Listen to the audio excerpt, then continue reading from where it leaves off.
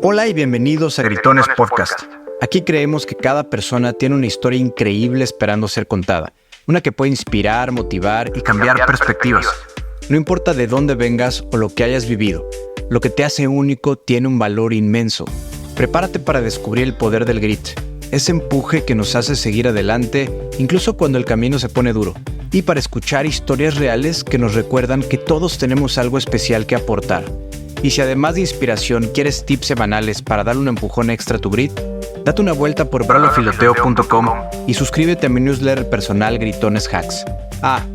Y no te olvides de darle like, suscribirte o seguirme, dependiendo de la plataforma donde nos escuches, para que el algoritmo juegue a nuestro favor y más personas puedan descubrir estas historias. Esto es más que un podcast. Es una celebración del viaje en esta dimensión. Nuevamente, bienvenidos. Esta es la historia de Jorge Madrigal, CEO y fundador de Vivanta, una empresa que combina tecnología, salud y análisis de datos para transformar la manera en que entendemos y cuidamos nuestra salud. Y es interesante porque nos cuenta cómo se involucró en el mundo emprendedor antes de que las startups fueran cool.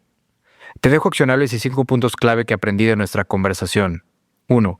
Enamórate del problema más que del producto. 2. Pasión es lo que haces cuando nadie te está viendo e incluso te lleva a las lágrimas. 3. El talento no garantiza el éxito. 4. Vivir en otro país te da otra perspectiva. Y 5.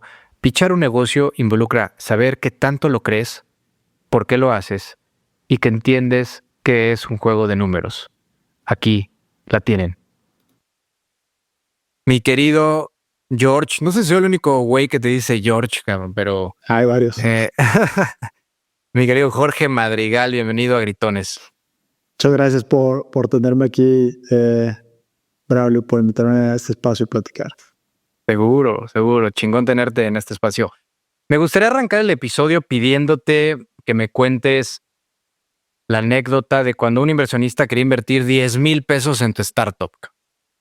Creo que hubo un malentendido ahí de sí, lánzame los papeles por 10,000, ¿no? Y creo que se refería el inversionista a 10,000 pesos. No ha pasado eso. No.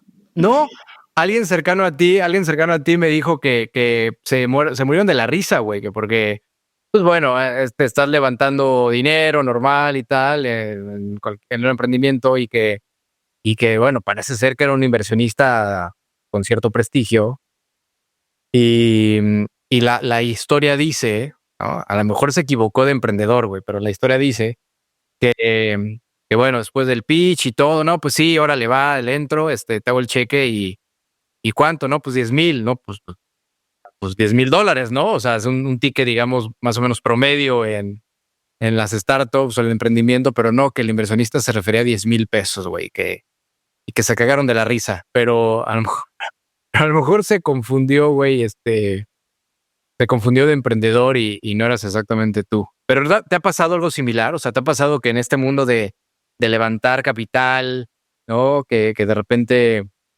tienes una cifra en la cabeza y te sorprendes que incluso rebasa esa cifra que tienes en la cabeza y te sorprendes decir, puta, pues yo iba por, vamos a poner el ejemplo, $10,000 y puta, terminaron siendo, no sé, 100,000, cabrón, ¿no?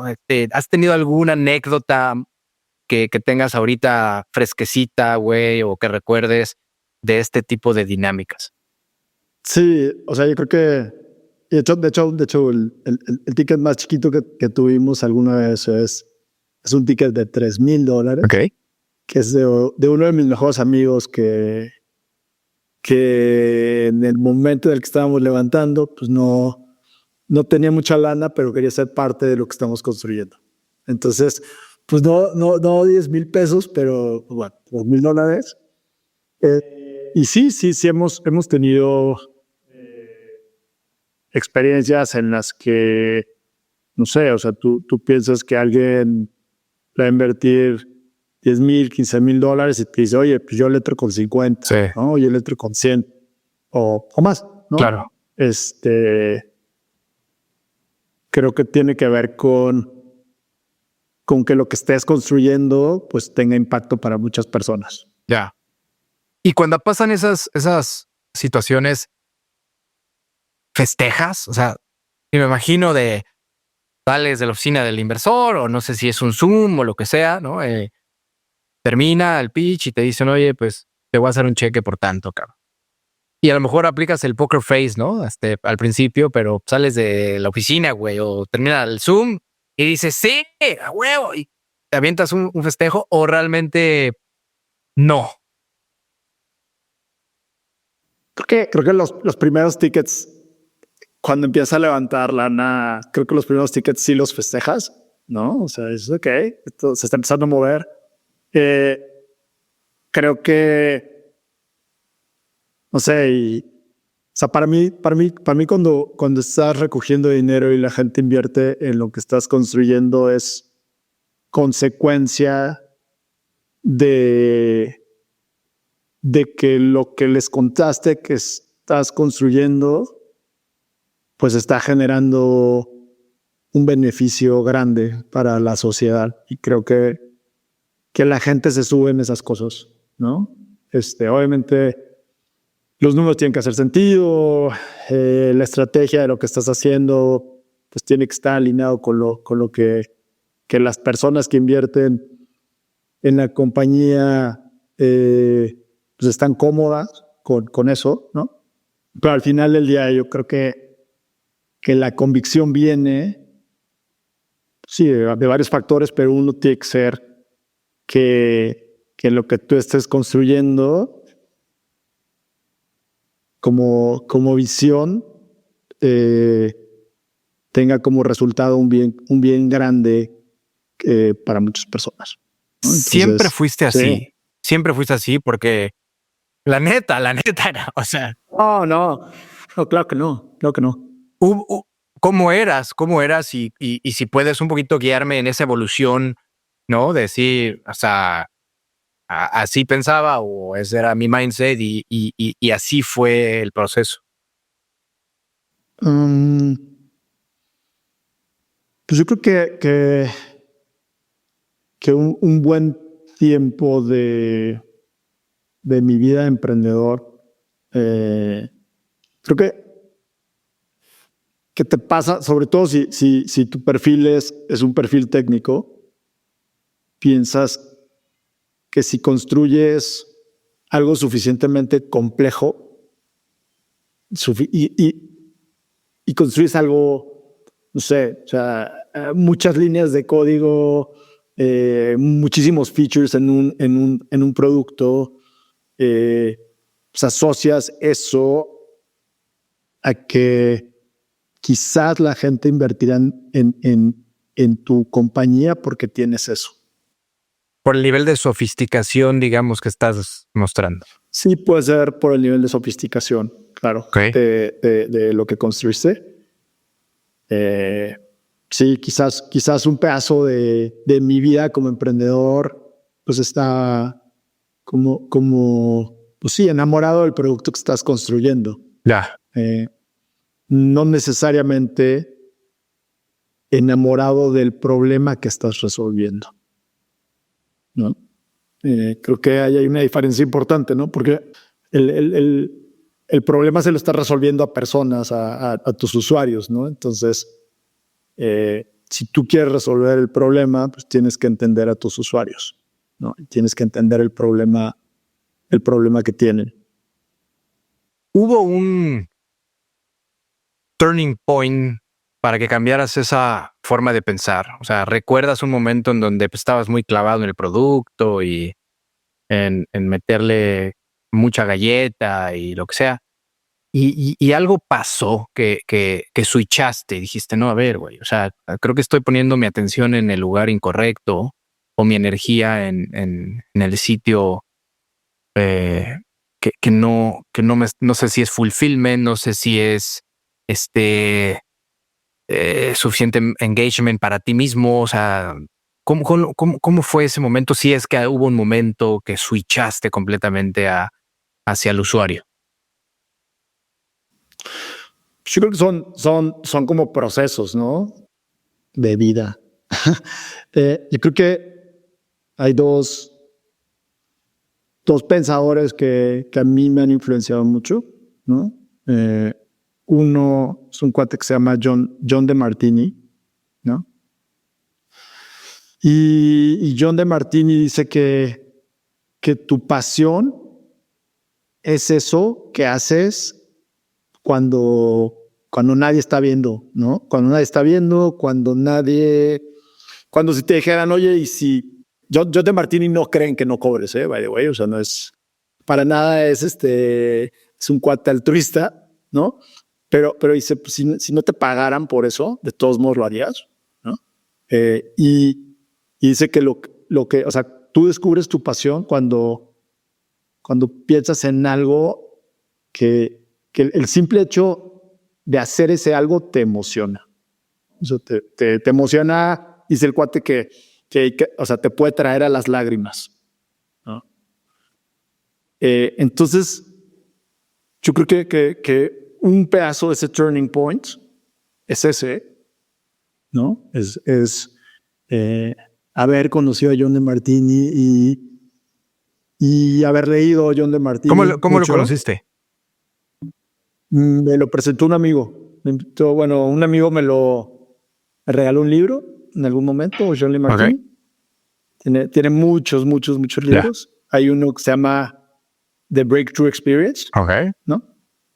Que yo creo que es como el más famoso y pues da cursos todo el tiempo en distintos lugares del mundo.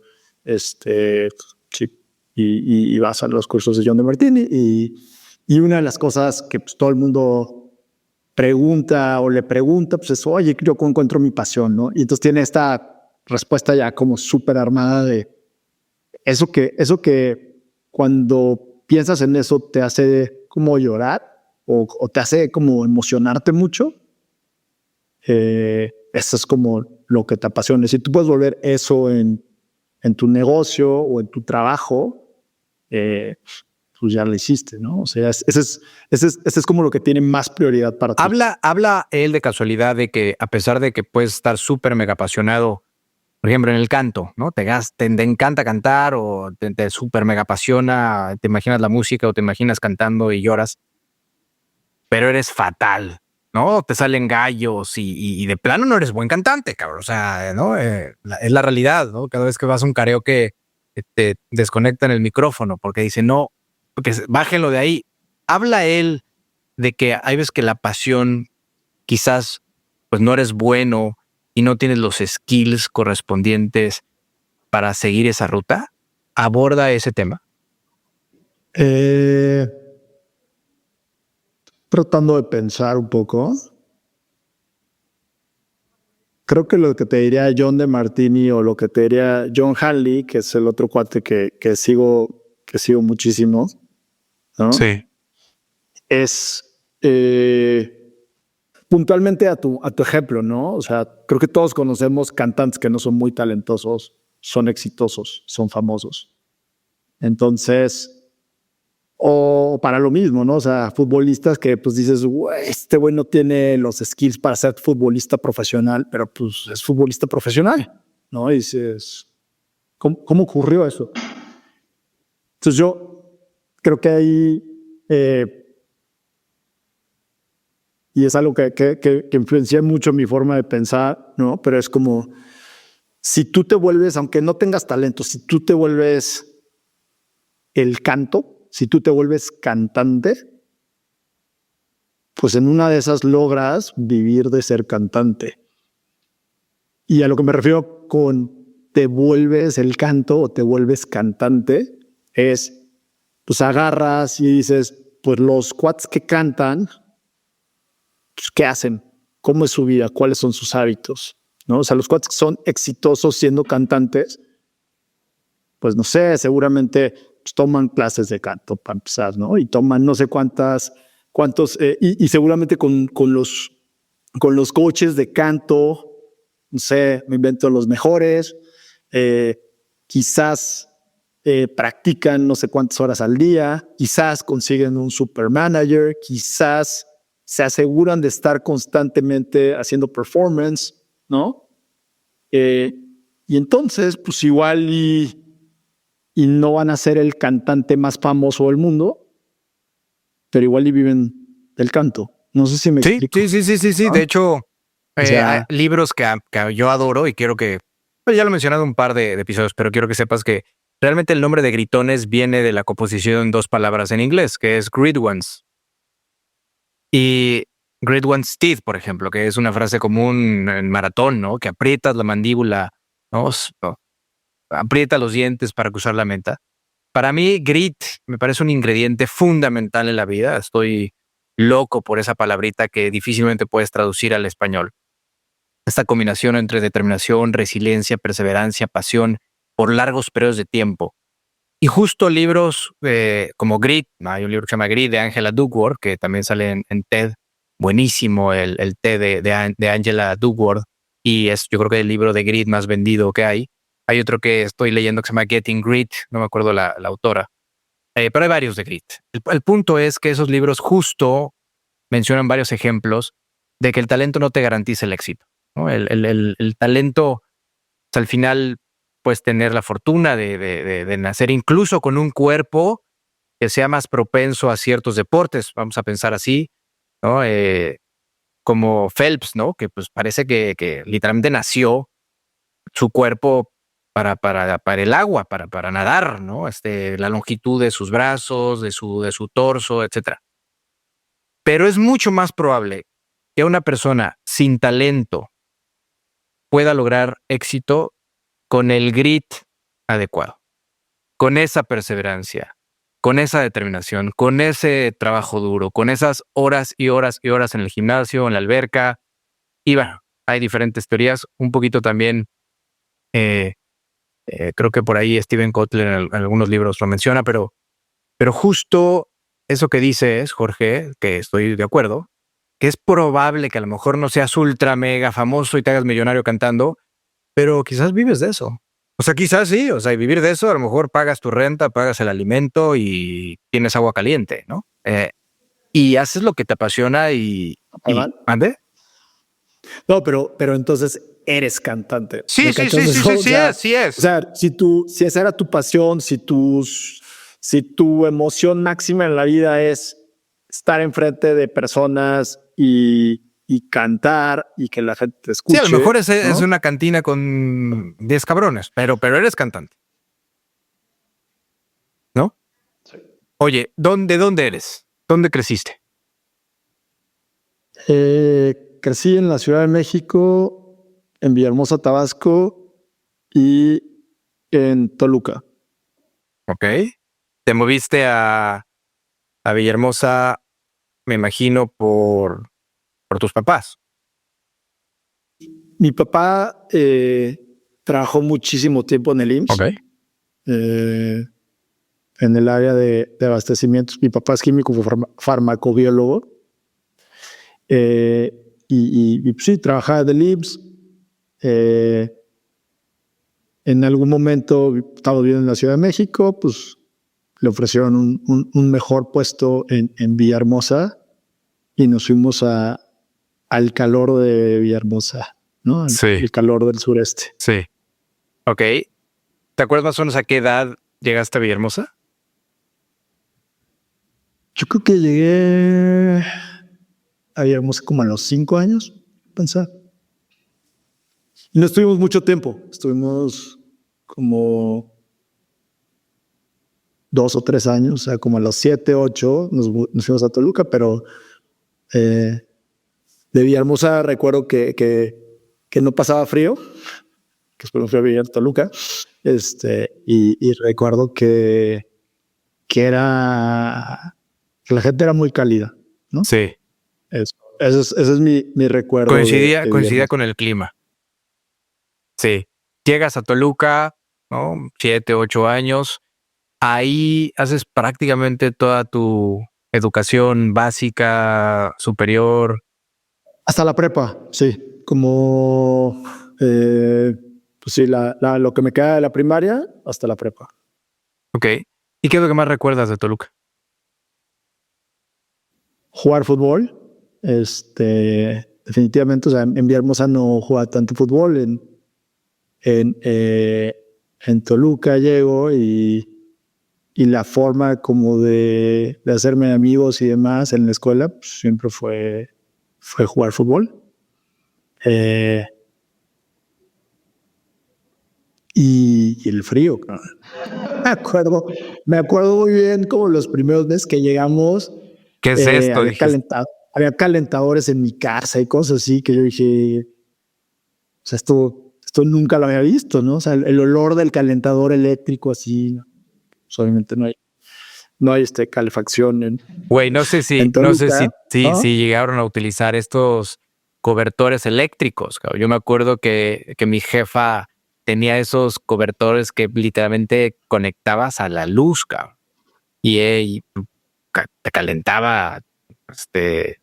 Me acuerdo de noches de mucho frío. En su momento yo de chiquitín. Pero sí, eran un mega paro. Entonces, el frío de Toluca, terminas la prepa ahí. ¿Por qué? ¿Por qué sales de ahí? ¿Por qué te vas después de la prepa? Bueno, como te digo, pues yo siempre había estado jugando fútbol, ¿no? Siempre. A ver, yo la verdad lo que quería hacer con mi vida era jugar fútbol, ¿no? ¿A eso te quieres dedicar? Sí, claro, o sea, como cualquier chavito, pues como cualquier chavito en México, quiero decir, pues jugar fútbol es como algo muy aspiracional. Yo soy de ellos, ¿eh? Ya te contaré, yo soy de ellos. Entonces, tenía un amigo argentino que fue pues sí, varias calificaciones en la prepa aprobatoria se las debo a él, ¿no? O sea, me ayudó mucho, me ayudaba mucho a estudiar matemáticas porque el güey se le daba muy fácil y a mí me costaba bastante. Y el Che, le decíamos, ¿no? Casualmente. Y entonces el hermano del Che se fue a hacer un programa como después de haberse... creo que estaba todavía en la universidad, ¿no? Y se fue a hacer un programa a Chicago. Conoció a otros argentinos allá que tenían un negocio en el que lo que hacían es que buscaban universidades que estaban buscando o que tenían becas deportivas en fútbol y estaban abiertos a darle esas becas deportivas a chavos principalmente de Sudamérica, ¿no? O sea, traían chavos a Estados Unidos de Argentina, de Brasil, de Paraguay y de Uruguay, ¿no? Ese era como el core. Pues conoce a estos cuates y les dice, oye, no, pues yo tengo un amigo, el Jorge, como decían, y nada, pues se los puedo conectar y lo suben en este trip que tienen ustedes. Y pues regresa Luciano, o sea, este cuate, y me dice, Jorge, pues está esta oportunidad, llámales a estos güeyes. Y yo así como de, no manches, puedo seguir jugando fútbol y estudiar para que no se enojen mis papás. Sí, combinación perfecta. Oh. Y chance hasta dan una beca, wow, ¿no? Más de te hago el cuento largo, corto, pues hacían unos camps en Georgia, no me acuerdo bien cómo se llama la ciudad, pero una ciudad chiquita, cerca de Atlanta, y ahí estaba yo con 180 otros chavos buscando una beca, y entonces hacían como equipos y jugabas contra equipos como locales, ¿no? Equipos de ahí de Georgia, de universidades, de high schools, etcétera. Y pues al final llegaban y te decían, oye, pues te ofrecemos tal beca, ¿no?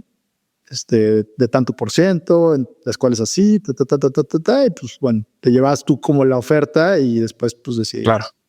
¿Y qué pasó en tu caso? Pues al final del CAP me ofrecieron tres becas. Okay. De 3 universidades distintas. ¿Eran División 1, División 2, División 3? Había de División 3, había de División 1 y había de otra conferencia que se llama NAIA. Digo, para los que nos escuchan, la División 1 es como la NCAA, que es la más picuda en todos los deportes colegiales, ¿no? Sí, o sea, les dan, o sea, las divisiones vienen de varias cosas, pero uno es como cuánto budget invierten en deportes, qué número de becas tienen, ¿no? Y sí, y por eso tienen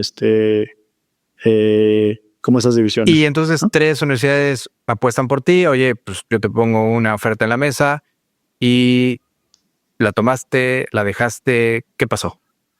La tomé, me fui a una universidad que se llama Lawrence en Wisconsin, que está en Appleton, Wisconsin, ¿no? Entonces, ¿Qué división es? Es División 2, ¿no? Okay. Algo que aprendí de esa experiencia es si yo lo volviera a hacer, hubiera ido a Wisconsin primero a conocer Wisconsin. Pequeño detalle como Toluquita. O sea, si alguna vez, si quieres conocer el invierno como mexicano, ¿no? Si tú quieres conocer el invierno, puedes irte una semana en invierno a Wisconsin. Yo, obviamente, pues, nunca he visto nevar de veras. Claro. ¿No? Y nada, pues sabes, si fue ver, o sea, la vez que yo vi nevar en Wisconsin y después hacer tu vida con el hielo y la nieve, o sea, no es como cuando alguien va de vacaciones a un lugar de Sí. Incluso la playa, güey. Bonito, incluso la playa. Y tiene su chiste cuando vives en el sitio, ¿no? O sea, cuando vas de vacaciones claro, es in and out, cabrón. Te aventaste toda la carrera en Wisconsin. me aventé un año en Wisconsin. ¿De plano porque ya no pudiste más con el clima? No, la carrera que estaba disponible era economía y pues no me súper encantaba economía. Ok. ¿No? Sí. Y la verdad es que también Appleton era una ciudad muy chiquita. O sea, ha crecido, pero cuando yo fui era muy, muy, muy pequeña. O sea, me parece que era como 150,000 habitantes, una cosa así, ¿no? Entonces, yo me fui a jugar a un community college después de que estuve un tiempo en Pumas, en Fuerzas Básicas. No se dieron las cosas y yo, pues, necio, ¿no? Que quería ser futbolista y terminé en un community college en medio de Kansas City. Ándale.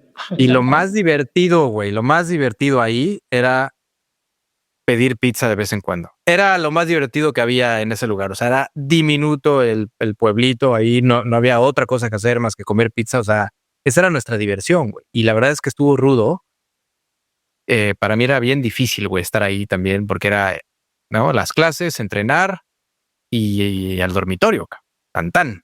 Ahí no había tanta nieve, ni nevaba, ni había ese tema del clima.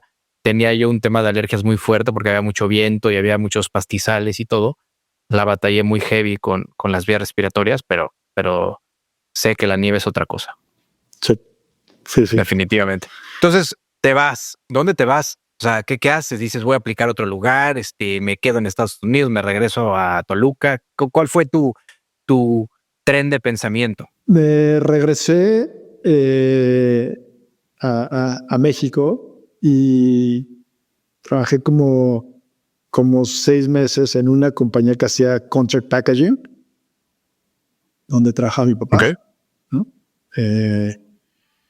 sea, ya no trabajaba en el IMSS, está trabajando en el sector privado y trabajé un rato en esta compañía que hacía contract packaging. En lo que decidía qué era lo siguiente. Ok. Duró poquito ese tiempo. Y después me voy a otra universidad que se llama Jacksonville University. Está en el norte de Florida. O sea, ¿cómo llegaste ahí? O sea, de estar trabajando con tu papá, ¿cómo logras llegar a esa universidad? Pues me puse a buscar universidades, okay, ¿no? Que tuvieran como... que estuvieran ubicadas en un lugar que yo no iba a odiar. Ok, ¿no? básicamente. Que me pudiera gustar. y luego pues, vi qué tipo de financial aid me ofrecían, ¿no? Y obviamente busqué que tuvieran equipo de fútbol. Claro, por supuesto. O sea, eso era básico. Sí. Sí. Pues o sea, apliqué a varias universidades, no me acuerdo a todas las que apliqué, pero apliqué a varias universidades y fui a Jacksonville University y ahí terminé. Ahora, déjame entender el criterio. El criterio de estudiar en Estados Unidos, corrígeme por favor si estoy mal, pero lo que estoy yo leyendo es que me encanta el fútbol. Entiendo que hay un país que se llama Estados Unidos en donde puedes combinar perfectamente el deporte como el fútbol, soccer y estudiar. Y entonces es como un double check, ¿no? Tanto hago lo que me apasiona, me gusta el fútbol, cumplo con mis papás, estudio una carrera. ¿Ese era el criterio? Sí, básicamente. Sí. ¿No? Y aparte, bueno, puedo lograr una beca, ¿no? Que esa beca posiblemente en México no va a suceder. Entonces como que era la trifecta perfecta. Sí, y creo que también, a ver, una cosa que no es trivial es que vivir en otro país te da otra perspectiva y eso creo que para mí fue súper obvio desde el año 1, ¿no? O sea, llegar y ver el dorm, ¿no? Donde te vas a quedar y adecuarte a las horas y a los horarios de las comidas y adaptarte a la forma de vivir en Estados Unidos. O sea, mis amigos, la mayoría se quedaron viviendo con sus papás, ¿no? Con la comodidad de vivir donde pues, ya sabían cómo funcionaban las cosas y salir y adaptarte. Yo creo que yo me di cuenta que eso te daba otras herramientas, ¿no? Terminas la carrera. ¿Cómo decides qué hacer después? O sea, ya había un run en tu mente, decir, me quedo, me regreso a México. ¿Cómo fueron esos instantes o esa etapa para saber qué hacer? What's next, cabrón?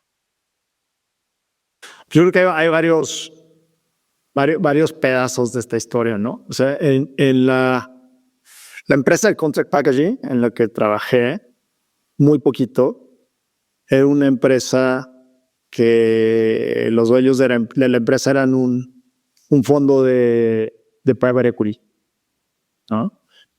Y me acuerdo que una de las chambas de mi papá pues era, o sea, su chamba era atender la empresa bien para una adquisición por parte pues, de otro fondo, ¿no? Entonces, ese fue como mi primer contacto con ese mundo, ¿no? O sea como con qué es private equity, pues en mi cabeza fue como, ok, o sea, estos cuates compran compañías que no andan bien. Algunos fondos de private equity hacen eso, ¿no? Compañías que no andan bien, las arreglan operativa y financieramente y las venden, ¿no? Y hacen una ganancia de eso. Entonces, me acuerdo que además pues, pude agarrar un prospecto de la empresa, ¿no? Que es básicamente pues, un reporte grandote o no tan grandote, depende del fondo y demás, y la empresa, en el que pues, cuentas la historia de la empresa desde lo comercial y desde lo financiero, ¿no? Entonces yo agarré eso y me acuerdo que me lo llevé. No sabía realmente qué era, pero pues llegando a Jacksonville dije, pues puedo estudiar finanzas, ¿no? O sea, esto se ve como interesante, o sea, como agarrar una empresa que no anda muy bien y poderle dar la vuelta a eso, pues, o sea, suena interesante. Okay. Entonces, lo primero que cambió con allá a Jacksonville fue, pues bueno, ahora sí voy a estudiar finanzas, ¿no? Un poco inspirado por eso. Y yo me acuerdo que a todos los que iban siendo mis amigos, yo les decía, no, pues ¿cuál es tu major, no? Y a todos sin importar lo que me decían, ¿no? Yo les decía que no, que deberían de estudiar finanzas. O sea, tenía yo ese como fix, sí. ¿no? Y de hecho el amigo que nos invirtió los $3,000 iba a estudiar marketing y la historia es que estudió finanzas y sigue trabajando en finanzas al día de hoy y yo ya no, desde hace mucho tiempo, ¿no? Pero ese güey sigue metiéndole muy fuerte Al tema. a finanzas, o sea, muy estereotípicamente vive en Nueva York y trabaja en un banco de inversión. Corner office y toda la cosa. Pues creo que ya casi está cerca del corner office. Pero en ese camino hubo otra persona que me influenció muchísimo, Jack Keguin, un maestro que daba entrepreneurship, ¿no? Y una vez en el elevador, pues yo me topé a Jack Keguin, ¿no? Que yo no conocía, no sabía quién era. No, me acuerdo que era un señor como muy clásico, gringo de Boston, ¿no? Como de esa área, como de New England, ¿no? Entonces, como se cuenta que perfectamente vestido de Brooks Brothers. No sé si todo era Brooks Brothers, pero imagínate así al cuate muy bien peinadito y todo. Y me dice, ¿tú dónde eres? ¿No? Pues, yo soy de México. Ah, ok. ¿Y qué estudias? No, pues finanzas. ¿Y alguna vez has pensado que tú podrías hacer un negocio? Y yo, pues sí, algún día, ¿no? Y me dice, ¿y cómo lo iniciarías? Ahí en el elevador, todo eso, güey. Sí, en el elevador, o sea, pitch. no. O sea, el cuate se acababa de mudar a Jacksonville for tax reasons, o sea, para pagar menos impuestos, ¿no? Y sí, el cuate ya tenía una empresa que valía como 50, 60 millones de dólares, una cosa así, ¿no?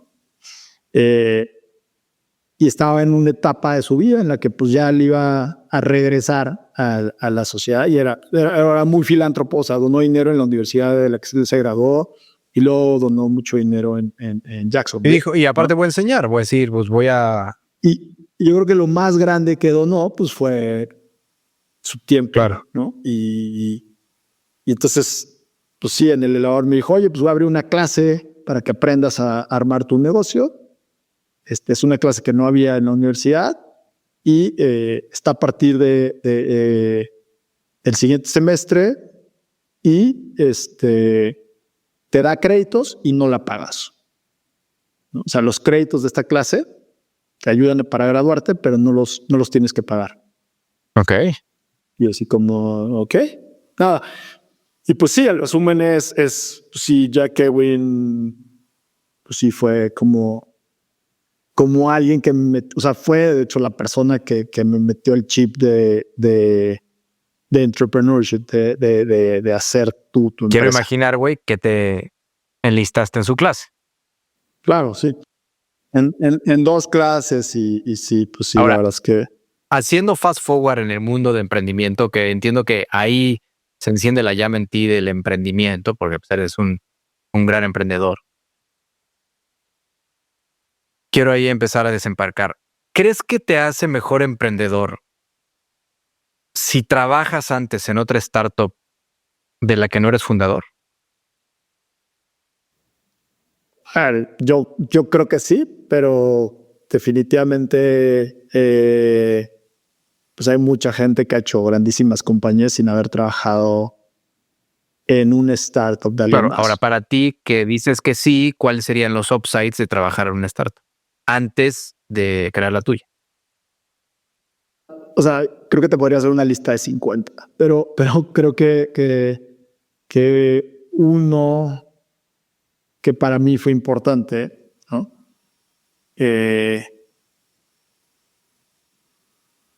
Yo siempre digo que puedes aprender de todo, de lo que te gusta y de lo que no te gusta. Entonces, cuando trabajas en la empresa de alguien más como empleado, escuchas muchas cosas entre las personas sobre la cultura de la empresa y cómo para bien o para mal esa cultura se va armando y cuáles son las cosas que hacen que esa cultura se arme.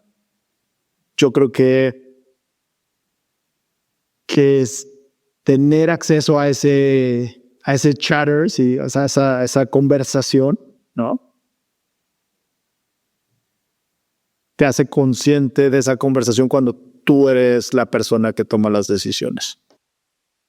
Ahora, con esta misma hipótesis, ser analista de negocios, de fondos, en fin, en ese mundo de venture capital o de private equity, que entiendo tuviste la oportunidad, ¿no? También de estar ahí metido. ¿Crees que también te dio insights y que te dio hacks para que a la hora que tú emprendieras dijeras, yo también me di cuenta de estas cosas? Sí, o sea, creo que escuchar a mucha gente pichar buscando dinero y escuchar inversionistas decidiendo por qué sí o por qué no invertían en una empresa y invertían en la otra, pues te da como la conciencia de cómo piensan los inversionistas, ¿no? Que cuando tú te avientas al ruedo sin haber escuchado esa conciencia, pues puede o no alterar la forma en la que te manejas cuando tú estás enfrente de inversionistas pichándole lo que estás haciendo.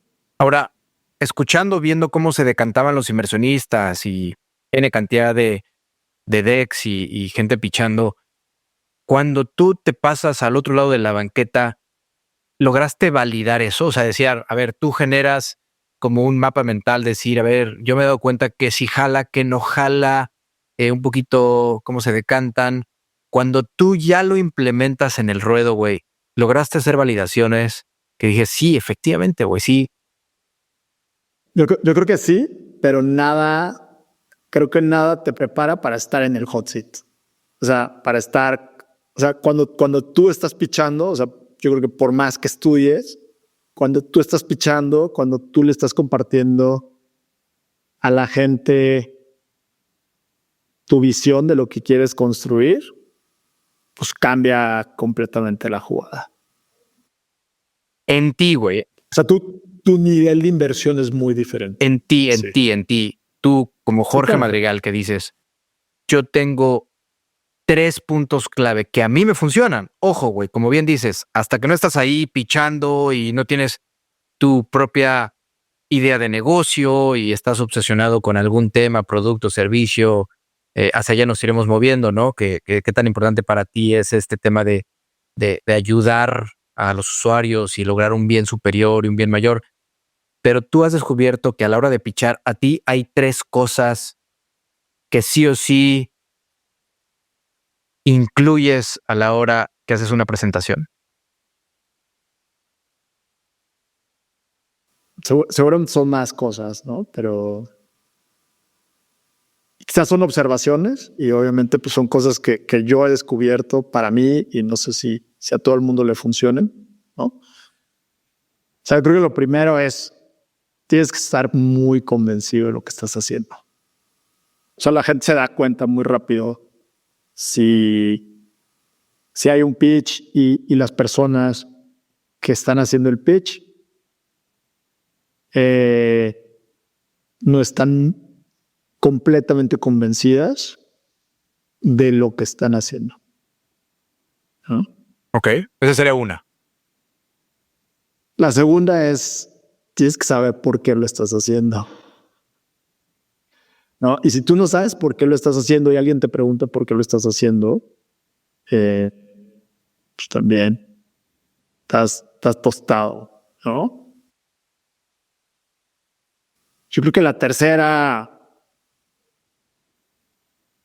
es un tema de entender, y esto quizás también, esto creo que pues cuando haces la primera vez que pichas algo o que piensas en recoger capital, quizás no entiendes que es un juego de números, ¿no? Entonces, o sea, tener claro que estás jugando un juego de números, ¿no? Y que hay un montón de oportunidades allá afuera en las que las personas a las que igual les estás pichando pueden invertir, ¿no? Y que lo que estás buscando es, o sea, tener la conciencia de que lo que estás buscando es gente que se pueda subir en la visión de lo que tú estás construyendo, ¿no? Y que no son todos. O sea, que no van a ser todos, ¿no? Definitivamente. Y que por ende, pues tienes que jugar ese juego de números, tienes que picharle a 100 o a 200 o a 300 personas antes de decir que igual y lo que estás haciendo es inviable o es infondeable, ¿no? O sea, no sé, yo he escuchado otros emprendedores compartirte que puta, pues le piché como a 20 y no, de los 20 nadie quiso invertir y entonces estoy listo para tirar la toalla, ¿no? Y es como 20 es un número muy chiquito. Claro, y entonces tener la conciencia de que, pues sí, o sea, 100, entre 100 y 200 o chance más, ¿no? Depende de lo que estés construyendo y qué tanto vayas refinando cómo comunicas lo que estás y al construyendo. final creo que nos regresamos a estos 3 bullets, si quieres, muy importantes que dices. O sea, si a los 20 que le pichas, güey, te batean y dices, bueno, pues no es lo mío y no va a jalar este pedo, pues entonces solito te estás autorrespondiendo que qué tanto creías en lo que estabas diciendo y comunicando y cuál era tu por qué, ¿no? O sea, creo que a lo mejor era un poquito de chocolate, no era ese fuego ardiendo por dentro y estás completamente convencido de que esa es una gran visión y es un gran problema por resolver, ¿no? A lo mejor dices, nah, pues estabas jugando un poquito a la comidita, ¿no? Es decir, pues ya le dije a 20 y pues me dijeron que no y pues mejor me dedico a otra cosa, ¿no? Entonces, creo que ahí es un indicador muy interesante que mencionas. Y sí, pues claro que entender que es un juego de números. Ahora, entrando de lleno al emprendimiento, platícame de amigas de negocios. Otro buen amigo siempre ha estado metido como en armar temas sociales, ¿no? Y ya tenía él pues una iniciativa para armar grupos de mujeres emprendedoras en Morelos. Ok. ¿No? Y darles como un poco como de coaching de negocios para mejorar sus emprendimientos. Eran pues, emprendimientos mayormente tradicionales, ¿no? Entonces yo termino la universidad, trabajo un rato en Estados Unidos y me regreso a México un poco como, ok, pues, ¿qué es lo que sigue? ¿Qué es lo que quiero hacer ahora? Y este amigo ya tenía armado este proyecto y pues, participé con él un rato. En tu perfil de LinkedIn dices que te dedicaste a las startups antes de que fueran cool, ¿no? Hoy está como muchísimo más de moda y la terminología. Muchísimo más cool. Oh, no, es cool. Y ahorita me hiciste recordar. Tuve la oportunidad hace poco de estar en una conferencia con John C. Maxwell, ¿no? Que es el tipo que más libros de liderazgo escrito en la historia, más de 90 libros. Y John C. Maxwell pues habla de 3 cosas. Habló en esa conferencia principal.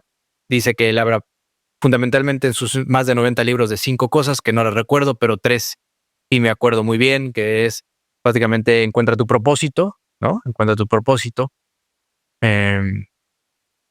Y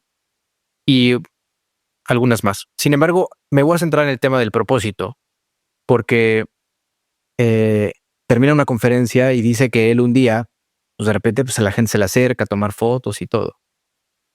Y que un chavo llega y le dice, John, quiero ser como tú. Oh, quiero animar a las masas, quiero hablar de liderazgo, de negocios, de emprendimiento, estás en el escenario, tomar el micrófono, emocionar a las personas, tomarme fotos, escribir libros. Quiero hacer lo que tú haces. Quiero hacer lo que tú haces. Y dice John que se empieza a reírle, ¿no? Un poquito, pues no de manera sarcástica, pero diciendo, ay, o sea, no sabes lo que estás diciendo, ¿no? Entonces le dice, ¿seguro que quieres hacer lo que yo hago? Sí, yo quiero hacer lo que tú haces. Es increíble y tal.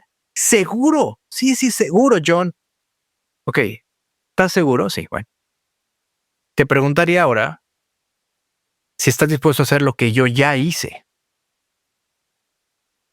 Tú ves hoy a una persona para un escenario hablando, escribió libros, sí, ayuda a los demás, emocionan. pero tú tienes idea de todo lo que yo ya hice para estar aquí parado el día de hoy. ¿Estás dispuesto a pagar ese precio? Y que creo que desmoralizó un poquito al chavo que se le acercó a Johnny a tomarse su foto, pero antes de que fuera cool ese tema de emprender y tanta terminología que existe hoy, me hace recordar esa etapa en tu vida que dices, yo ya estaba ahí, ¿no? Yo empecé ahí ¿no? Con mi machete o con mi pico a surcar el camino. ¿Qué opinas? Pues creo que regreso a lo que te decía, ¿no? O sea, al inicio, ¿no? O sea, yo soy emprendedor y yo soy alguien que se dedica a la tecnología y que desarrolla productos digitales.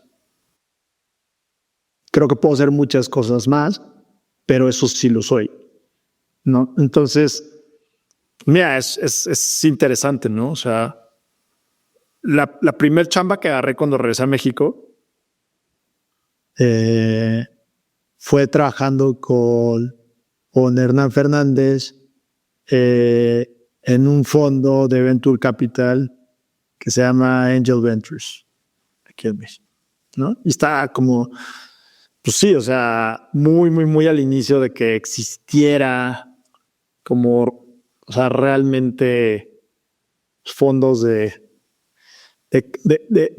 capital de riesgo o fondos de emprendedores en México, ¿no? Y teníamos una dinámica que se llamaba el Club de Ángeles Inversionistas de México, me parece que se llama algo así. Y hacíamos unos desayunos en el piso 51, ¿no? En la Torre Mayor, una vez al mes. Yo venía gracias a Jack Ewing, ¿no? De organizar las reuniones del club de inversionistas ángeles en la Universidad de Jacksonville, ¿no? Y pues sí, no me acuerdo cómo conocí a Hernán y le conté lo que había estado haciendo y ellos ya traían esta iniciativa del club de emprendedores, del club de inversionistas, ¿no? Y pues nada, conecté, o sea, como que se conectó muy fácil, ¿no? Era como, pues este cuate viene a hacer esto, pues que lo haga aquí también con nosotros, sí, ¿no?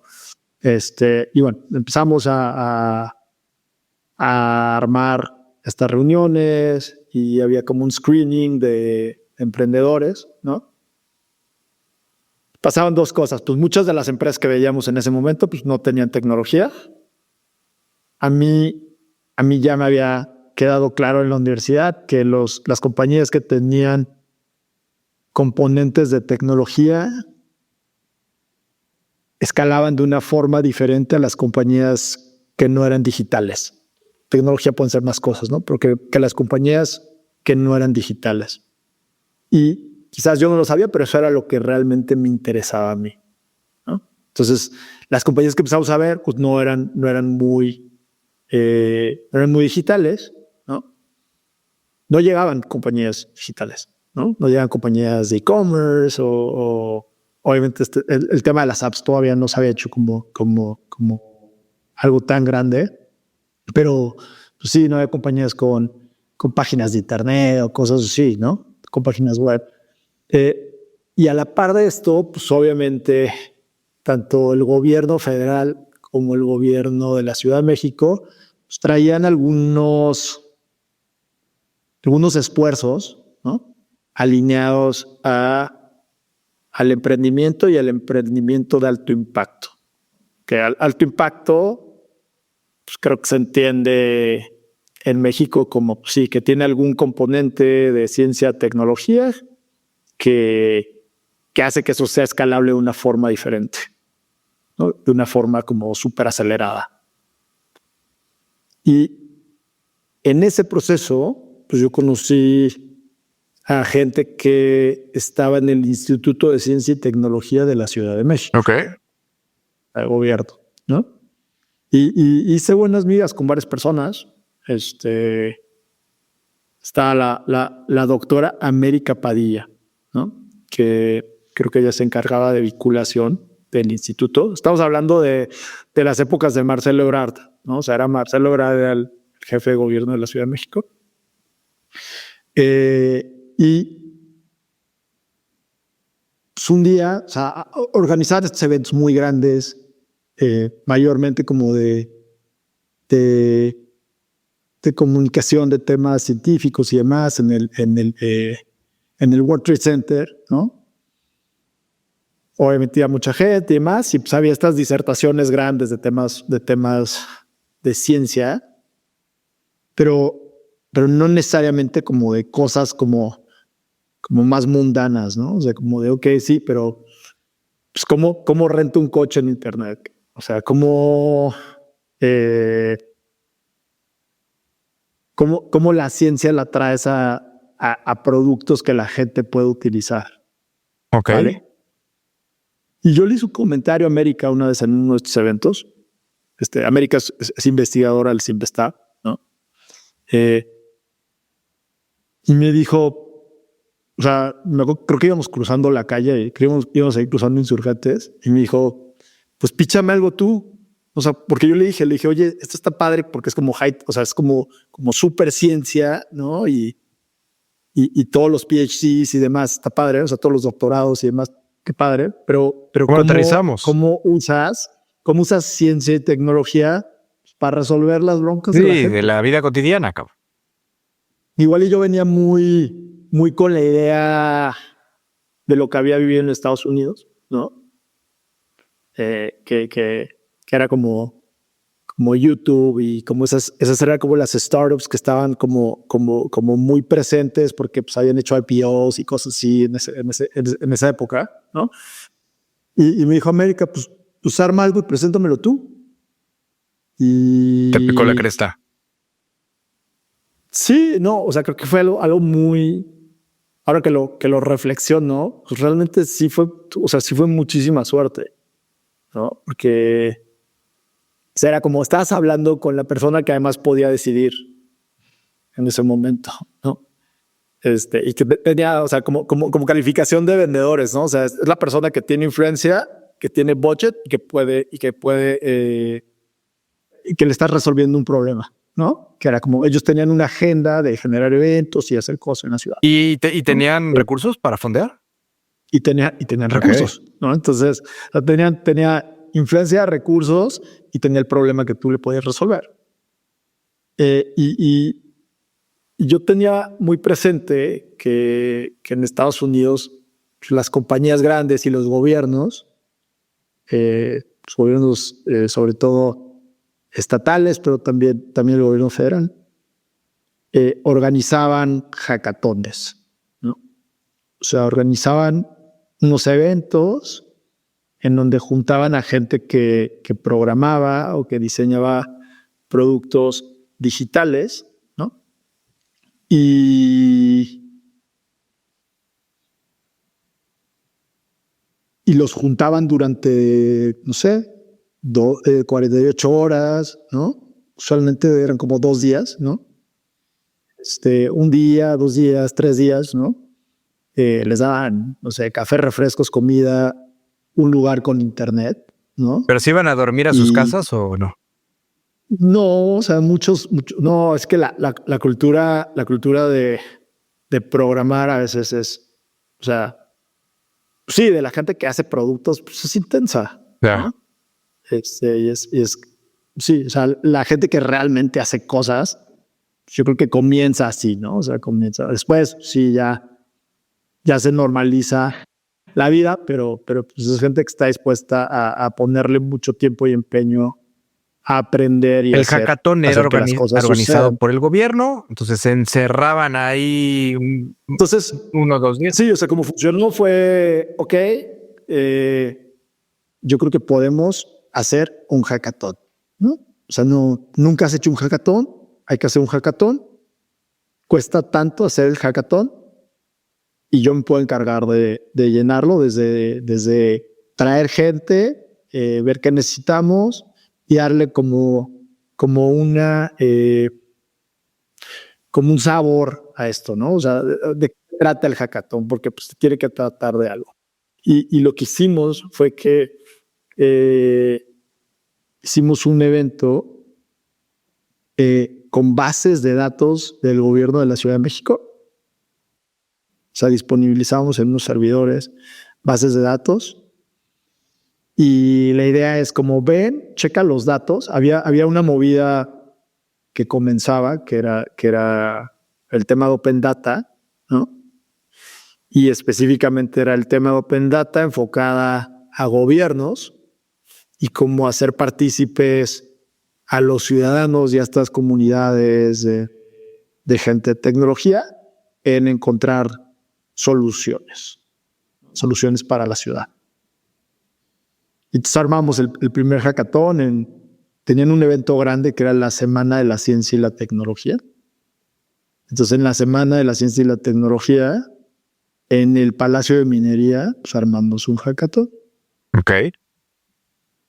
Y ahí todavía no era tan cool hacer startups, ¿no? O sea... Claro, bueno, yo creo que en ese momento ni siquiera, a ver, corrígeme, güey, pero a lo mejor en ese momento en el hackathon no se utilizaba o en al menos en México no se conocía la palabra startup, ¿no? O sea, era como, pues, o sea, era, pues se me ocurrió una idea y vamos a hacerla y o sea, todo hoy lo que existe de fundraising, ¿no? De private equity, de search funds, de VCs, en fin, cabrón, ¿no? Advisors, boards, ¿no? Todo eso que el ecosistema hoy está muy familiarizado y que todo el mundo quiere emprender.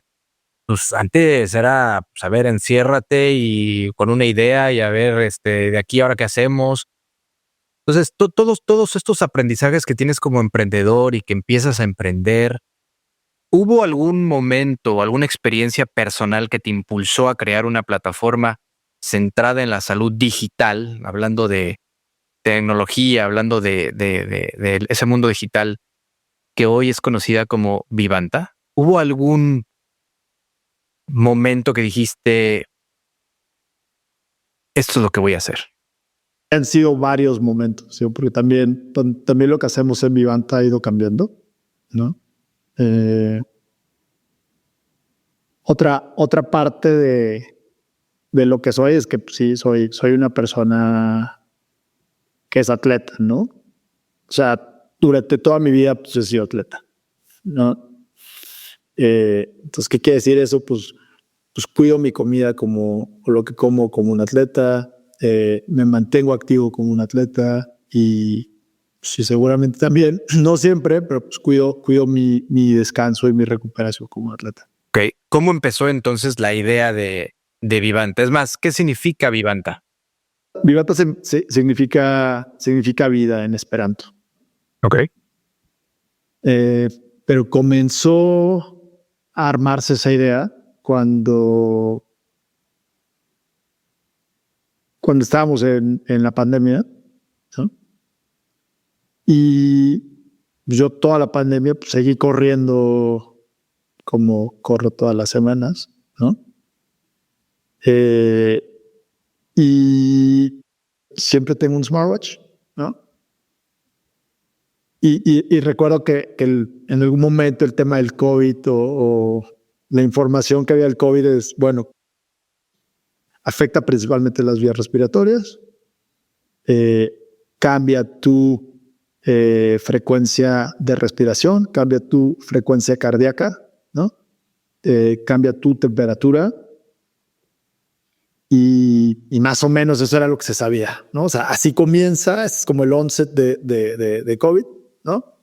Y cuando pasa eso, pues uno pues tienes que tener cuidado con la persona que efectivamente pues, tiene COVID y pues, era todo este rollo de pues, no puedes salir o sea, no debes salir de tu casa porque pues, puedes infectar a más personas, pero además si alguien está enfermo en su casa, puta, pues cómo sabe, ¿no? Y se vivía este gran pánico de ¿cómo sé si no lo tengo?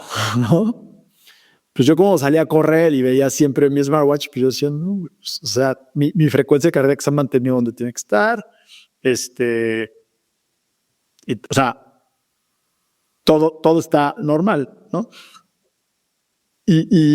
y se me ocurrió, vino a mi cabeza como, oye, imagínate si los cuates del CDC, que era como el organismo de Estados Unidos que eran los más clavados con el tema del COVID, pudieran accesar información de smartwatches en lugar de estar como medio adivinando dónde hay regiones o zonas en las ciudades donde hay mayores concentraciones de gente presentando estos síntomas, ¿no?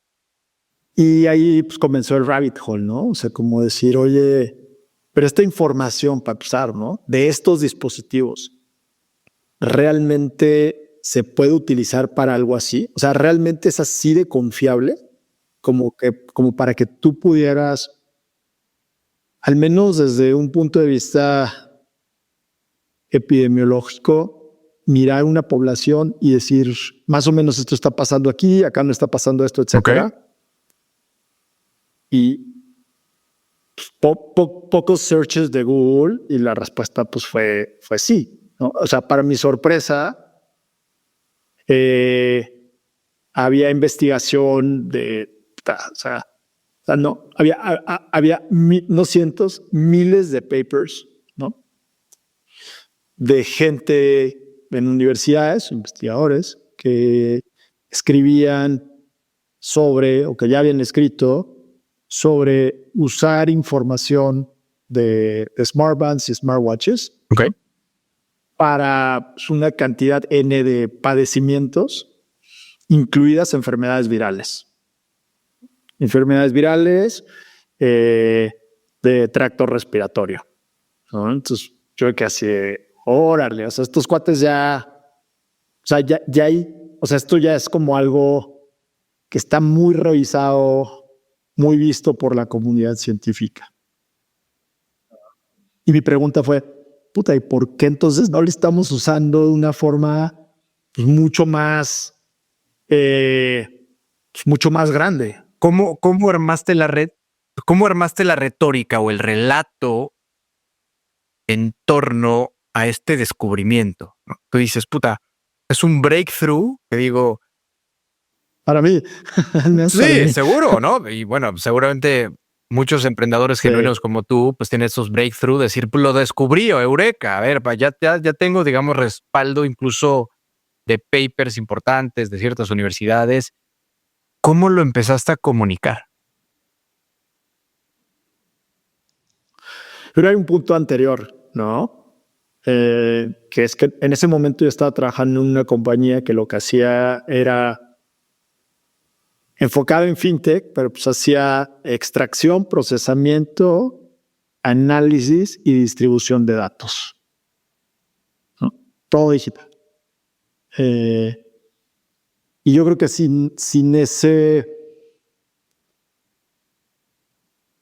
background, pues no se me hubiera ocurrido, o sea, no hubiera entendido quizás que había un problema, ¿no?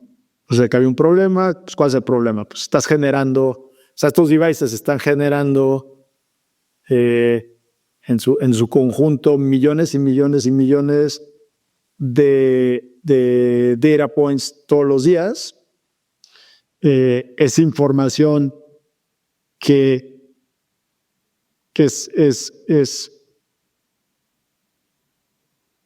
tiene mucha calidad, ¿no? Y que su calidad no solamente, o sea, su calidad está aumentando cada 6 meses y que el volumen mismo de la información es cada vez mayor. Y no lo estamos aprovechando. Claro.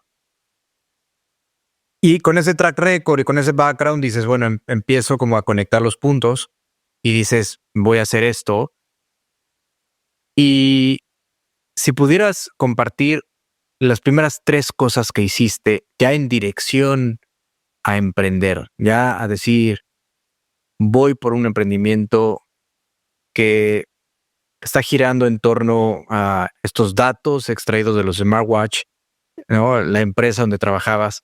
Digamos que, ¿cuáles fueron las primeras 3 acciones, güey, que llevaste a cabo?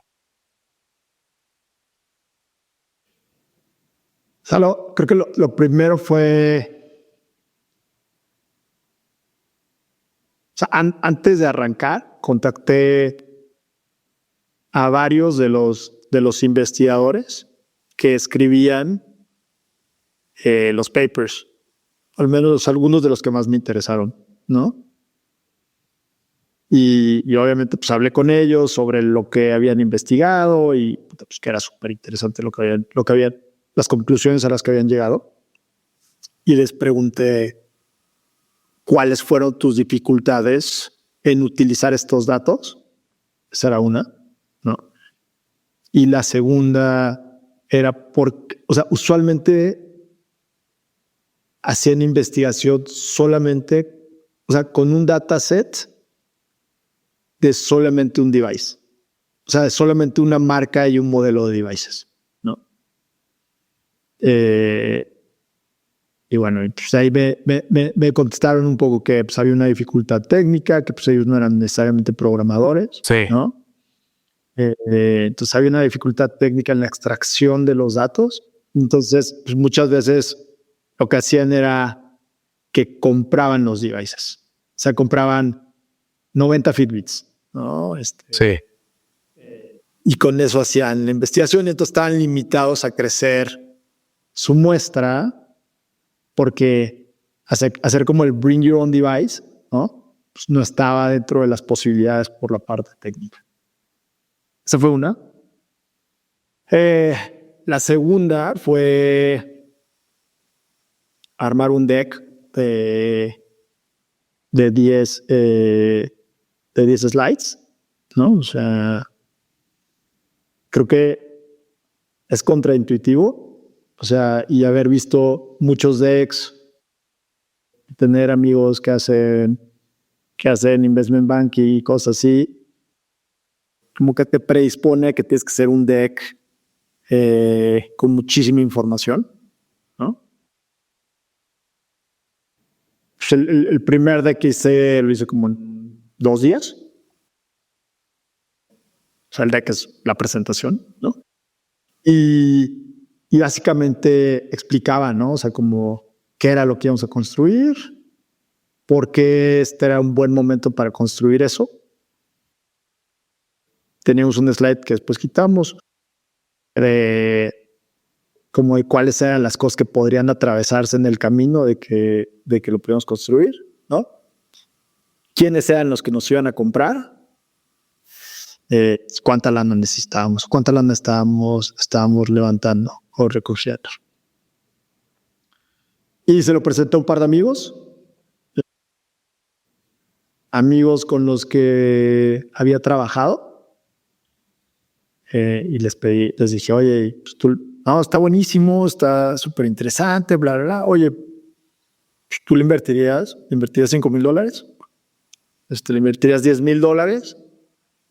Y cuando tuve como el tercer sí, dije, sí, ok, no solamente es algo que me interesa a mí, pero quizás hay más personas que están interesadas en que esto ocurra.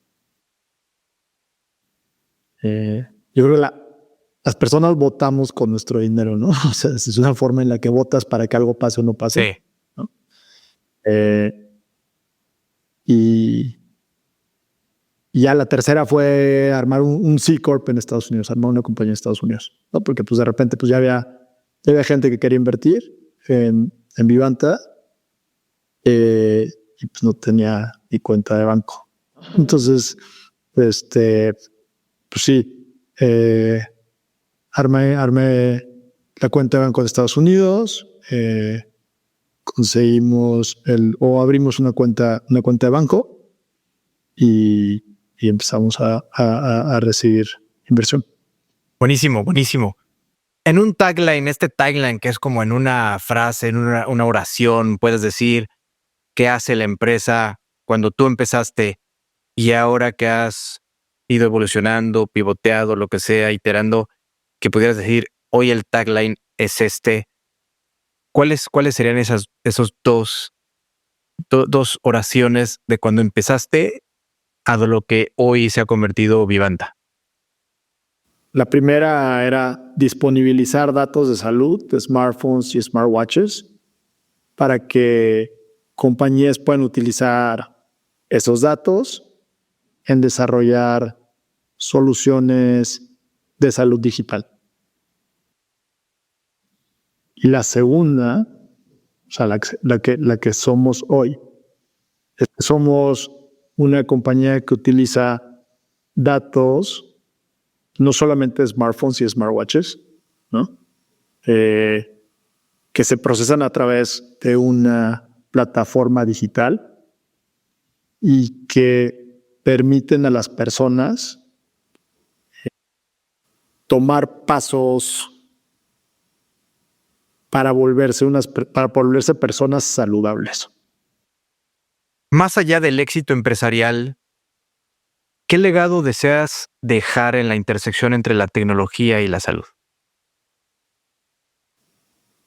No sé si, no, o sea, no sé si entre la tecnología y la salud. Yo creo que más bien el que mezclar tecnología y salud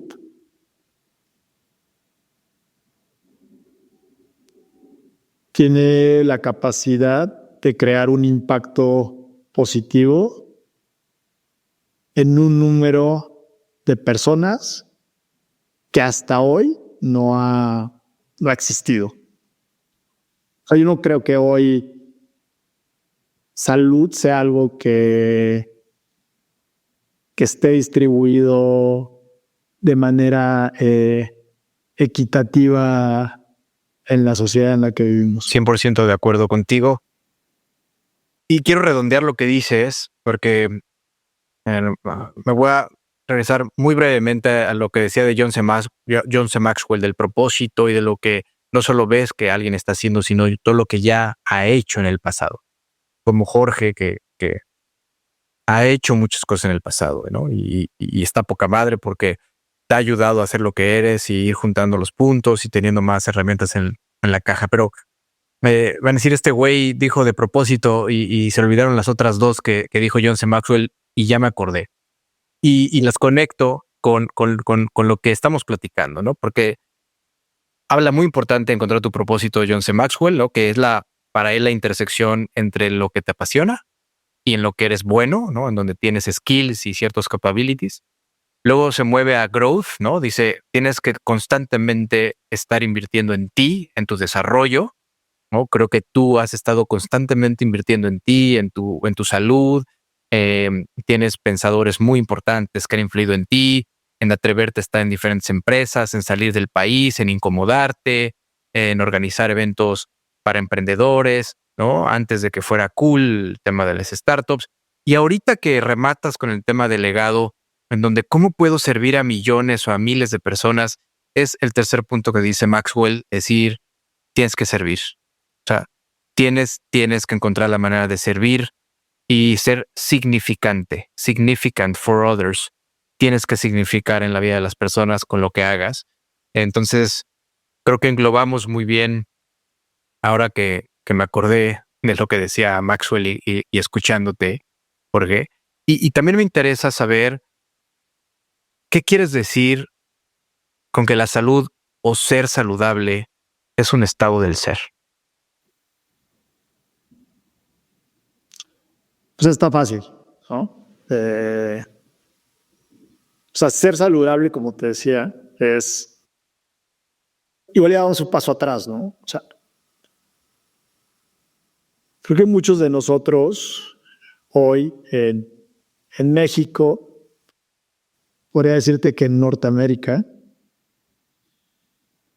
vemos salud como vivo mi vida como yo quiero y sin fijarme casi en nada, me enfermo y entonces salud es ir a un hospital, ir a una clínica, ¿no?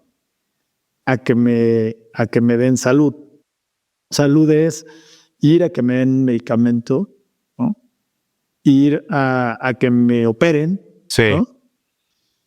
y también ir a que el doctor me regañe y me diga qué es lo que tengo que hacer. Tenemos una relación con los médicos, ¿no? En la que pues, casi somos niños chiquitos y el médico te tiene que, no, esto no lo puede hacer, señor. Oiga, señora, ¿por qué volvió a hacer lo mismo? Ya vio cómo tiene la glucosa. Ah, no, pero yo no comí nada raro. O sea, no, estaba haciendo lo que me dice. ¿No? Sí, tiene una torta de tamal ahí escondida en la bolsa. Entonces esa es la concepción que yo me invento que tenemos hoy de salud y me la invento porque pues veo los números, ¿no? O sea 70% de los adultos en México tiene por lo menos sobrepeso, ¿no? Más o menos 40% obesidad. Y esos dos factores pues aumentan el riesgo de, pues uno, pues de mortalidad, ¿no? De morir antes de tu expectativa de vida, ¿no? Pero también de una cantidad fuerte de enfermedades. Sí, que en realidad ¿no? estamos inmersos en una industria de sick care, no de health care, ¿no? Básicamente. Sí. Entonces, ser saludable es, de nuevo, como te decía, como en el caso del cantante, ¿no? O sea, yo soy una persona saludable. Y entonces, ¿qué hacen las personas saludables? Pues tienen los hábitos que están pues, alineados a tener buena salud. Y es un cambio de cabeza, ¿no? Sí. Insisto, ¿no? Porque sí, o sea, ser saludable, como lo vimos hoy, es una cosa muy diferente a, pues para empezar, te traería la pregunta de, oye, ¿y cuáles son los hábitos de las personas saludables? Y quizás tenemos una idea vaga, ¿no? De, pues hacer ejercicio, pues comer sano, ¿no? Pero no o sea, una observación muy sencilla, pues no son saludables porque ni siquiera le hemos escarbado un poquito a qué quiere decir eso, ¿no? O sea, ser saludable es tomar jugo de naranja. No lo sé. Quizás la investigación de hace 10 años o 15 años, pues dice que no, que quizás eso no es ser saludable, ¿no? Pero no tenemos la conciencia de ser saludable. Y me parece que es súper, súper importante y un gran paso y un avance que ya al menos el individuo se cuestiona a sí mismo. Es un gran paso decir qué estoy haciendo, qué estoy introduciendo en mi organismo. Y no solo tema de comida y de bebida, ¿no? Sino qué escucho, qué leo, qué veo en la televisión. O sea, cómo alimento a mi cuerpo, a mi mente, etcétera. Y esos cuestionamientos, como el jugo de naranja, ¿me está haciendo bien? ¿No? O sea, o gente que dice es que como un chingo de fruta, ok, pero ¿cuánta? Pero realmente es en la cantidad que tu cuerpo necesita o la combinación adecuada. En fin, me parece súper importante que los que nos escuchan busquen tu aplicación, ¿no? Vivanta, y que sé que por ahí tienes un regalito, güey, para los que nos lleguen a escuchar, porque es esta aplicación que te da indicadores de salud, que te hace consciente, que te ayuda con esas preguntas, que te da recomendaciones, que está poca madre, y te felicito, Jorge, por todo lo que están haciendo en Vivanta. Por ahí creo que vas a cortar una florecita de tu jardín, güey, ¿no? Sí. A los que escuchan gritones, les vamos a dar un código de invitado que les va a dar 3 meses gratis de uso de la aplicación. El código es Gritones 2025. Está muy fácil. Seguramente ahí en la descripción se los puedes poner. Sí, seguro. Para que puedan descargar el app y usar el código, ¿no? Te platico un poco rápido qué es lo que estamos haciendo con la aplicación, ¿no? Hay quizás 3 cosas principales, ¿no? Y posiblemente podríamos expandir a 5 o a 6, pero hay tres factores principales que no te cuestan dinero, ¿no? O sea, no son el suplemento para dormir o el suplemento para mejorar la vista o para tener huesos más fuertes, ¿no? Que son los que tienen el mayor impacto en tu calidad de vida, en tu longevidad y en los años en los que vas a requerir en tu vejez ayuda de terceros para llevar tu día de principio a fin, ¿no? O sea, para que tengas menos años en los que necesites ayuda para bañarte y para ir al baño, ¿no? Entonces, esos tres factores pues, son actividad física, tu sueño y tu peso. Ok. ¿No? O sea, ese es como, o sea, hay miles de metaanálisis que soportan lo que te estoy diciendo, ¿no? Entonces, nosotros lo que hicimos fue construir una aplicación que te permite traquear por lo menos hasta ahorita esos tres. O sea, la aplicación todos los días algo movemos, algo cambiamos, algo mejoramos, ¿no? O sea, no es un trabajo terminado y yo creo que nunca va a ser un trabajo terminado, ¿no? Pero lo que hacemos es que te ayudamos a entender la relación entre tu actividad física, tu sueño, hoy tu peso y las variaciones en tu peso, con tu longevidad. O sea, si tus hábitos te están ayudando a vivir más o como resultado de tus hábitos estás reduciendo tu expectativa de vida, ¿no? Y luego, pues dentro de esa expectativa de vida, ¿cuántos de esos años van a ser de buena salud y cuántos de esos años puede que pues no sean por buena salud, ¿no? Y todos tenemos, o sea, todos los humanos pues, vamos a tener unos años que no van a ser de buena salud al final de este juego, ¿no? Sin embargo, tú puedes estar haciendo cosas que hagan que sean más de los que tienen que ser. Creo que eso es algo que pues, nadie quiere, ¿no? Nadie que se le explique esto que te acabo de explicar, pues tú dirás, bueno, ¿y cómo le hago para reducir la cantidad de años en las que no me lo voy a pasar padre, ¿no? Claro.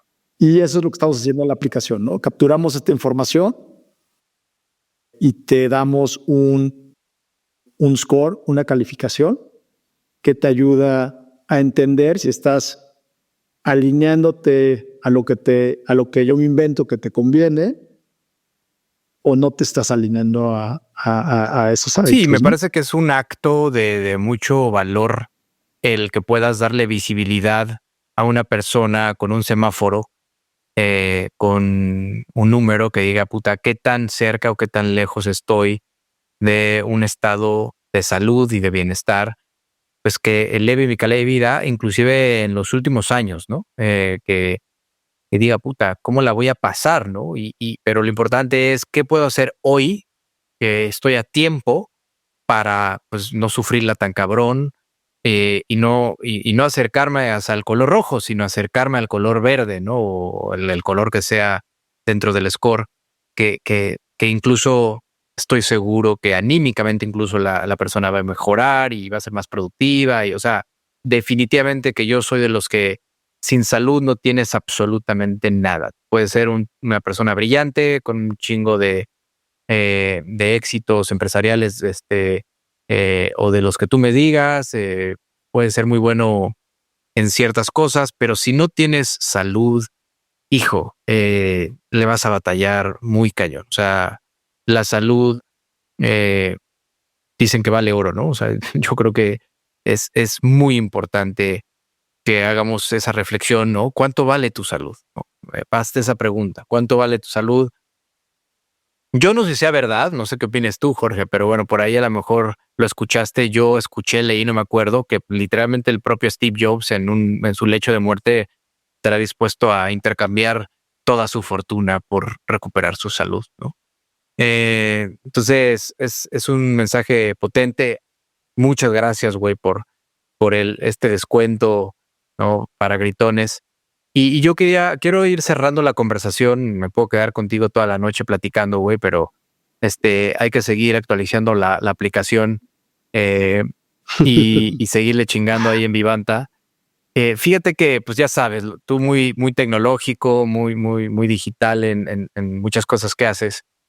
Le quiero dar entrada a la inteligencia artificial y últimamente en el 2025, las últimas preguntas, de repente le doy juego a ChatGPT y le digo, a ver, güey, vamos a preguntar al invitado con qué estilo, güey, quieres que haga la pregunta, ¿no? A lo mejor a Jorge le gusta Joe Rogan o le gusta Tim Ferriss o le gusta Pepillo Origel.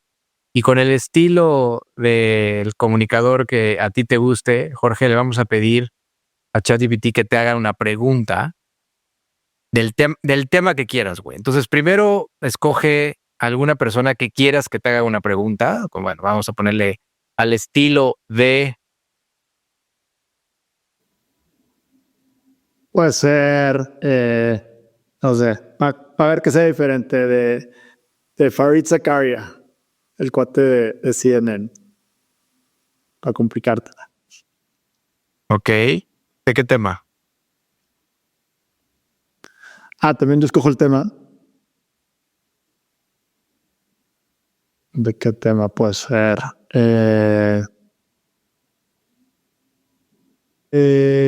¿Cómo mejorar la salud de 10 millones de personas? Órale, a ver si no te haces una pregunta que digas, sí, ¿qué si no onda, me güey? metí yo ¿Cómo mismo, contesto eso, cabrón? seguro sí. Ahí te va, güey. Jorge, con Vivanta estás construyendo una plataforma que tiene el potencial de transformar cómo las personas y las empresas interactúan con los datos de salud. Si tuvieras la misión de mejorar la salud de 10 millones de personas en los próximos 5 años, ¿cuáles serían las principales estrategias tecnológicas y colaborativas que implementarías para lograrlo? Y más allá de la tecnología, ¿qué papel crees que juega la educación y la concientización en este proceso? Ok. A ver, creo que es un poco evidente, ¿no? Pero yo creo en que tenemos que utilizar datos extensivamente, que tenemos que utilizar las capacidades de distribución y de economías de escala, de usar plataformas digitales, ¿no? O sea, todo el mundo tiene una supercomputadora en su bolsillo hoy en día, ¿no? Tenemos que utilizar esa supercomputadora como parte del sistema de salud, ¿no? O sea, tenemos que aprovechar eso, ¿no? Ok. Tenemos que hacer que el sistema de salud juegue con esas herramientas que ya están disponibles con urgencia. Ok. Y tenemos que volver el tema de salud algo común para las personas. O sea, no puede ser un tema que solamente platicamos los que podemos platicar de cosas como longevidad, ¿no? Entonces, tenemos que volverlo un tema pues, casi así como platicamos de los partidos de fútbol, ¿no? Tenemos que poder hacer que la gente sepa qué le ayuda, qué no le ayuda, qué puede cambiar, cuáles son los cambios chiquitos que pueden hacer, que podemos hacer, y tenemos que hacerlo de nuevo también con urgencia y súper accesible. Y no sé si estés de acuerdo, pero de repente a mí me sorprende muchísimo que después de la semejante pandemia de COVID que sucedió como que se nos olvida, cabrón. Se nos olvida lo que fue a nivel histórico, meternos a nuestras casas, cómo estabas de salud, si te pegaba el bicho, si tenías COVID, ¿no? Tenía relación directa en tu salud, ¿no? En tu obesidad, en tu cuerpo, en tus hábitos, o sea, y pues yo creo que mucha gente se espantó y no salía de su casa y demás, y ahora que ya no está supuestamente el COVID entre nosotros y ya llegó esta, entre comillas, nueva normalidad, puta, güey, me gustaría preguntarle a esa gente que ya regresó a los mismos hábitos o peores, ¿no? O que, puta, no hace nada por su salud, por su bienestar, no sale a caminar, no cuida su alimentación, está muy cabrón. O sea, creo que sí tiene que ser un tema que esté en la boca de todos sin necesidad de llegar a una pandemia del nivel que llegamos, ¿no? Que nuevamente esté ahí en la parte de arriba de la agenda el tema de la salud. Te quiero hacer una pregunta más, una pregunta rápida antes de cerrar el episodio. ¿Por qué te gusta tanto el ensayo de Paul Graham, Do Things That Don't Scale? Es un ensayo muy cliché de emprendimiento tipo Silicon Valley, ¿no? Pero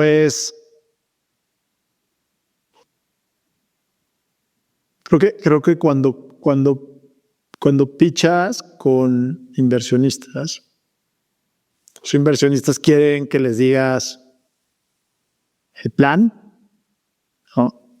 Y quieren que sea un plan casi en donde pensaste todas las posibilidades que podrían salir mal. Es ese ensayo de Do Things That Don't Scale, ¿no?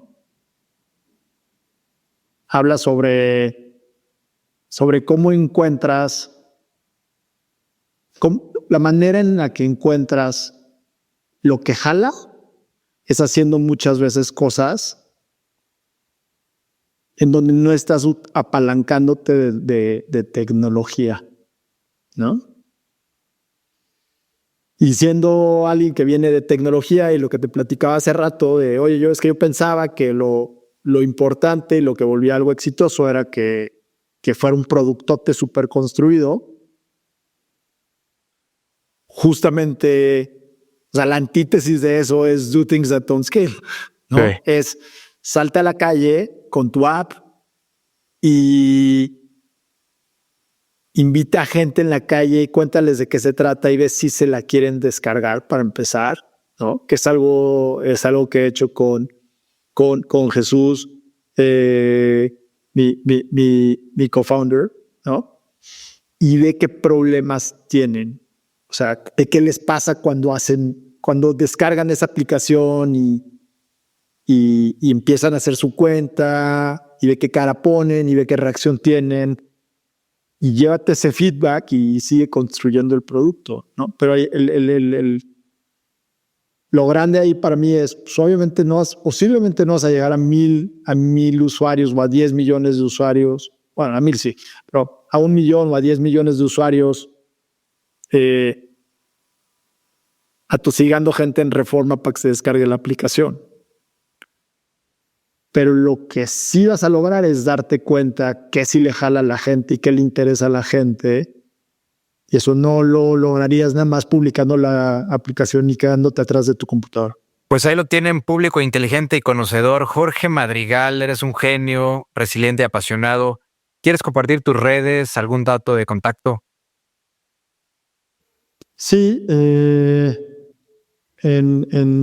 Twitter, en Twitter, no, en X, ¿no? Sí. Mi usuario es Jorge-Madrigal, ¿no? Mi nombre. Y esa es la red que más utilizo. En LinkedIn, Jorge Madrigal, Vivanta, y seguramente sí también me pueden encontrar. Genial. ¿Algo que quieras gritarle al mundo? Ser saludable es algo que creas todos los días. Poca madre. ¿Quieres decir algo más? Nada más. Hasta el siguiente episodio. Gracias. Muchas gracias. Gracias, mi George. Muchas gracias por invitarme, Braulio. Gracias. Bye, bye. Hasta luego. Y así cerramos otro episodio lleno de historias que nos demuestran que el poder de la experiencia es real. Porque no se trata solo de llegar a la meta, sino de todo lo que vivimos en el camino. Si algo te resonó hoy, si una historia te hizo reflexionar o te inspiró, compártela y no olvides darle like, suscribirte o seguirme según donde nos escuches, para que el algoritmo haga su magia y más personas puedan acceder a estas historias. Y si además quieres tips prácticos para mantener tu grit bien afinado cada semana, no te olvides de suscribirte a Gritones Hacks en brauliofiloteo.com. Recuerda, todos tenemos una historia y cada una tiene el potencial de cambiar algo en alguien. Nos escuchamos en el siguiente episodio, donde las historias continúan. Hasta pronto.